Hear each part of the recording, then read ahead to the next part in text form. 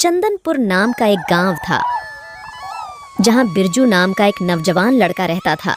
बिरजू बेहद ही गरीब था। गरीब के साथ साथ वह अनाथ भी था।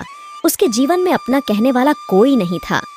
बिरजू गांव वालों के छोटी मोटी काम कर लिया करता था, जिससे उसका 2 वक्त की रोटी का इंतजाम हो जाता था। एक दिन गांव में जोरों की बारिश होने लगी, जिसके चलते बिरजू को कहीं काम नहीं मिल पाया। बिरजू घर पर बैठे बारिश रुकने का इंतजार करने लगा। बैठे बैठे उसकी आंख लग गई और जब उसकी आंख खुली तो शाम हो चुकी थी। हे भगवान, सुबह से शाम हो गई। ये बारिश तो रुकने का नाम ही नहीं ले रही है। लगता है आज मुझे भूखा ही सोना पड़ेगा।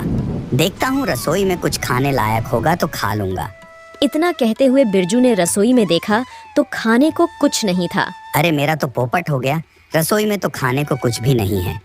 कैसे होगा? जितनी कमाई होती है वो तो 2 वक्त की रोटी में खर्च कर देता हूँ। इतने में बिरजू ने सोचा, मुझे सरपंच जी के घर से थोड़ा राशन मांग लेना चाहिए। क्या पता ये बारिश रुकने में कितना समय लग जाए। सरपंच जी मुझे ना नहीं कहेंगे। जैसे ही बारिश रुकेगी राशन के बदले मैं उनका कोई काम कर दूंगा। इतना कहकर बिरजू सरपंच जी के घर पहुंच गया और आवाज लगाने लगा, सरपंच जी, सरपंच जी। अरे बिरजू, तुम इतनी रात बारिश के चलते यहाँ क्या कर रहे हो?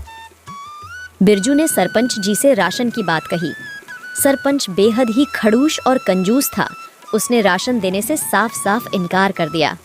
सरपंच जी के बेटी ने सरपंच जी से पूछा, पिताजी, आपने उन्हें राशन क्यों नहीं दिया?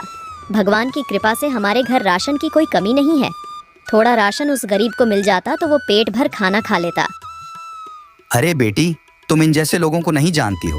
आज मांग कर ले जाएंगे और कल जब लौटाने का समय आएगा तो इनकी नानी मर जाएगी। बिरजू उदास मन से घर चला गया।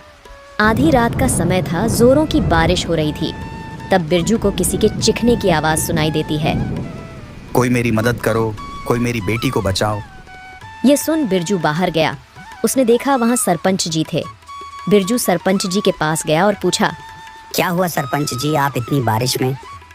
बिरजू बेटा, मेरी मदद करो। मेरी बेटी बेहद तकलीफ में है। उसे अस्पताल लेकर जाना है। पूरा गांव सो रहा है। कोई मेरी मदद नहीं कर रहा है। बिरजू ने हाथ गाड़ी ली और सरपंच जी के बेटी को लेकर अस्पताल पहुंच गया। यह देख सरपंच जी को अपने किए पर बहुत पछतावा हुआ और उन्होंने बिरजू से माफी मांगी और बिरजू को अपने बेटे के रूप में स्वीकार किया।